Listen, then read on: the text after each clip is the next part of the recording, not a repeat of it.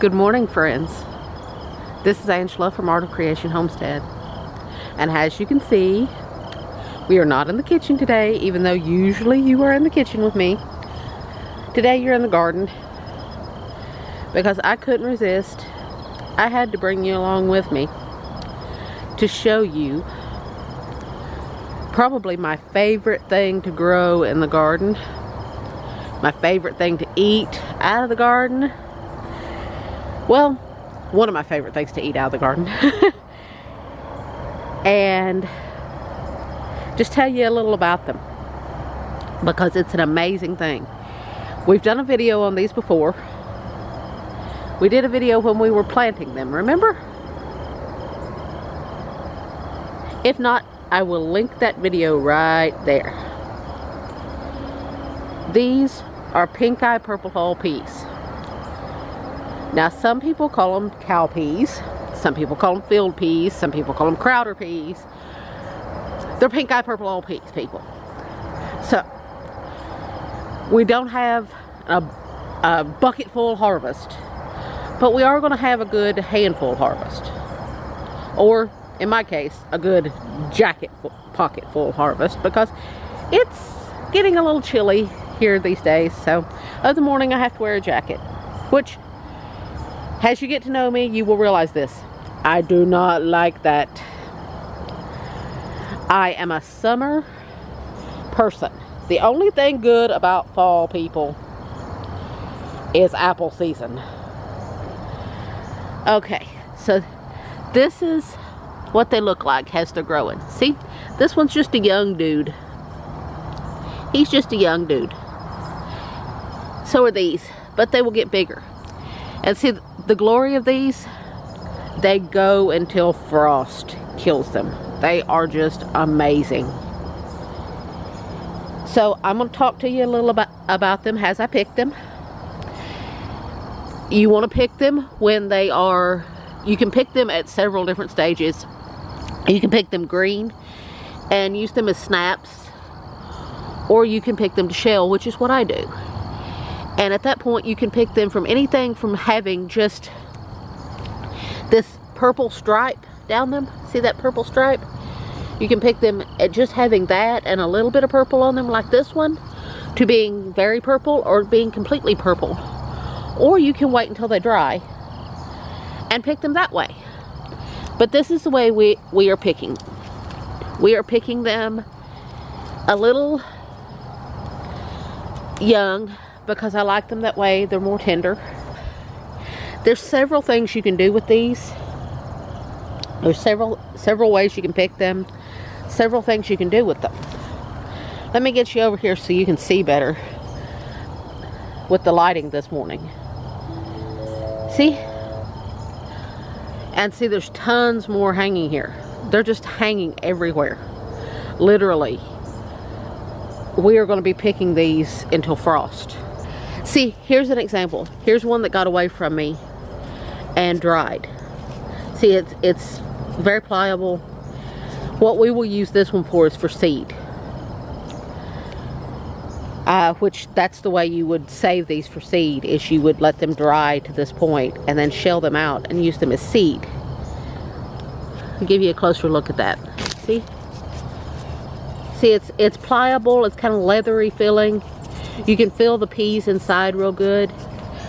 We will save that one for seed. Okay, now we're going to come down here and help me look for these, okay, people? When you see one, yell out, "There's one, there's one." I don't think I can hear you, but wouldn't it be fun to see how many people actually yell that out at the screen? Now this one, you can pick this one now. But to me, it's a little green, so when they're a little green like this, they're a little harder to shell. So I usually choose to wait till some of that green is gone. So this one will be good tomorrow to pick. Oh, we're hitting a honey hole here. I'll turn you so you can see real good. And see, they just snap off the vine really easy. They just snap off the plants really, really easy. There's actually different types of these that you can grow. You can grow a bush variety of these. We choose to grow the climbing variety. As you can see, we've got them on teepees. If you haven't seen that video where we did this, we do them on teepees. See if I can raise it up so you can see. But you can do a bush variety that just grows along the ground, and the peas will stand straight up like this on the top of the bush. And that's great if you have a lot of space. We don't have the space to grow the bush variety. We have the space to grow the pole variety, because anybody who grows on a small space knows that the best way to grow maximum stuff is to grow vertical. Just grow up. Trellis things grow vertical. So this helps us to get Pinkeye Purple Hull peas in a small space, in a vertical area. And personally, I love them so much that, see this area right here where we usually grow corn? Well, right now we're growing peas for the fall in it. But where we grow corn, I would personally be just fine with putting about 6 to 8 more teepees over here and growing this whole section in Pinkeye Purple Hull peas. When you watch this, Jason, that's my plea for next year. You guys help me convince him. Okay, now we're going to keep picking. I don't know that he will be convinced. He's stubborn about growing corn. Okay, we're going to have a nice little pocket full by the time this is done. See this one right here? He could be picked now or he could wait till later. But see, he's nice and flexible. And usually if they're nice and flexible, and see, as you can tell, he's losing his green. He's still a little green, but he's turning a little white. So I usually go ahead and pick ones like that when I'm picking them for tender. Okay, now let's come around here. We've got all kinds to pick today, and I'm so happy. You guys have no idea how happy these peas make me. I mean, people, if you've ever tasted them, you will know what I mean. They are one of the most delicious things you've ever put in your mouth. If you like, let me try to describe for you what they're like.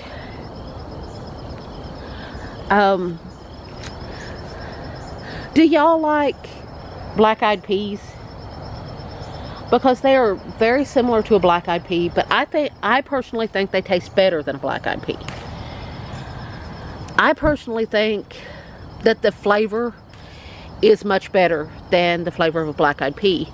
Although I do love black-eyed peas, and that is probably what enticed me to grow these. I first heard about these from Danny and Wanda over at Deep South Homestead. Was where I first heard about growing these. And I decided then that I wanted to try them because they raved about them so much. I decided that I wanted to try them. So we found that Baker Creek sold the seeds, and of course we jumped on it the next year. And we have been in love ever since. I mean, it's not only one of my favorite things to grow and eat from the garden, it's also one of Jason's favorites. I mean, this is probably one of the most amazing things. I mean, look at that. Look at the size of that. Now, when you shell that out, let me get you in so you can see. Let me block the light a little. There we go. That's better. Now, when you shell that out, there's going to be probably 16 or 17 peas in there, maybe 18. I've even had this year, I've had a few that have had 21 peas or more. So one makes a lot when you shell them. I often have been known to call these my blessing peas because they produce so abundantly that I feel so overwhelmed and praise God so much for them. But also,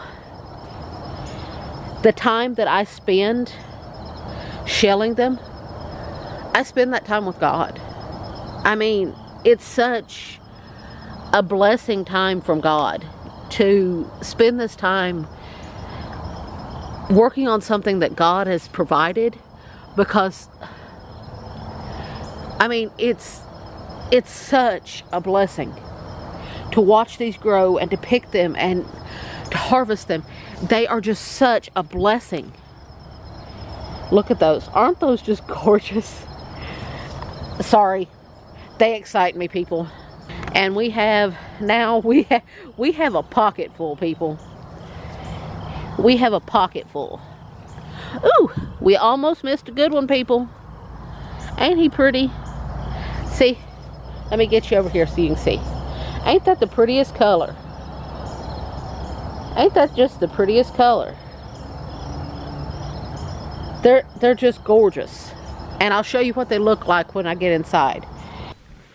Okay, we're inside now, and as you can see, I've been shelling a lot of peas. And I left one so that I can show you what to do. And see, this is what they look like. And this is what you want to do. See this little end right here? It has two ends. It has a pointy end, see? It has that pointy end, and then it has the end that is attached to the plant that you broke off. See? Let me get it so you can see it real good. See, it has that little end that you broke off the plant. You want to take the end that you broke off the plant, and you want to snap it and pull down. And see, there'll be a little string there. The string isn't very long. And then you will start to break it open and shell them. And see, you do it just like this. See? You just take your fingernail and run it along the pea. Run it along the seam. See? You can see a seam right there. See? You can see a seam that runs right along there. And it will split easily right along that seam. See? It will split easily right along that seam. And you just keep pulling down until you get it all down. I counted the peas in this one because you can feel them inside the shell. And there was 13 peas inside of just this one shell. So then, see, you just reach in and pull them out. And see? That's why they're called pink eye.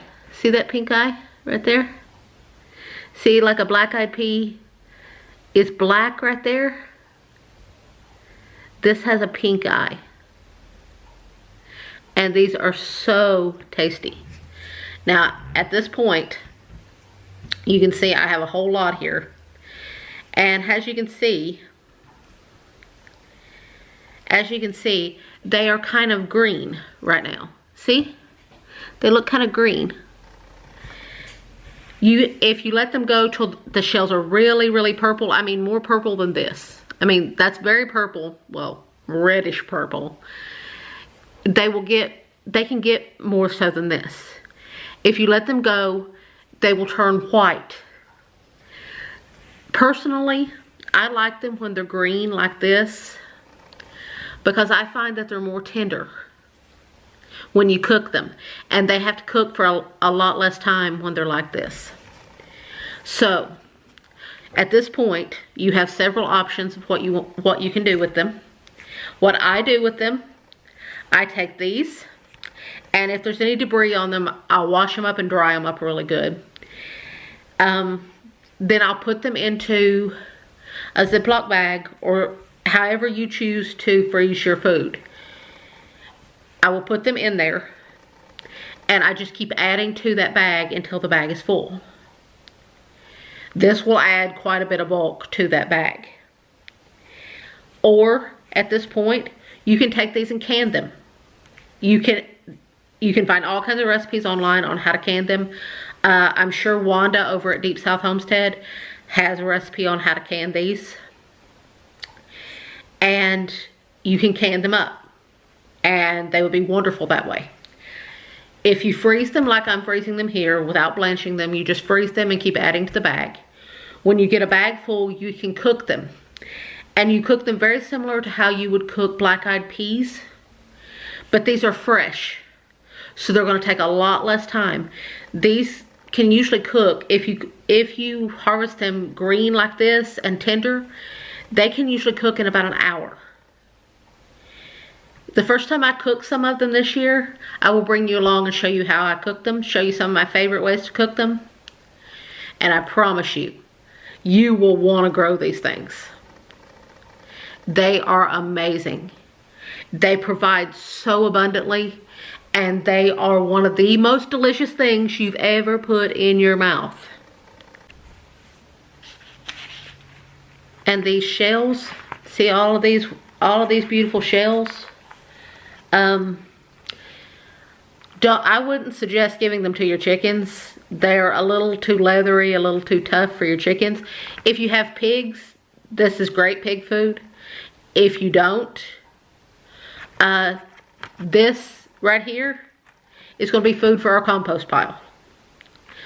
We have a very live, very active compost pile, and these are going to get buried in the compost pile, and it's so alive and so active that in about probably a week, you won't find any sign of these at all, because it will eat them completely up. They will rot completely down.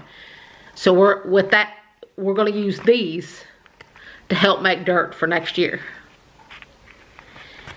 So remember, if you like this video, give us a thumbs up. And subscribe to our channel.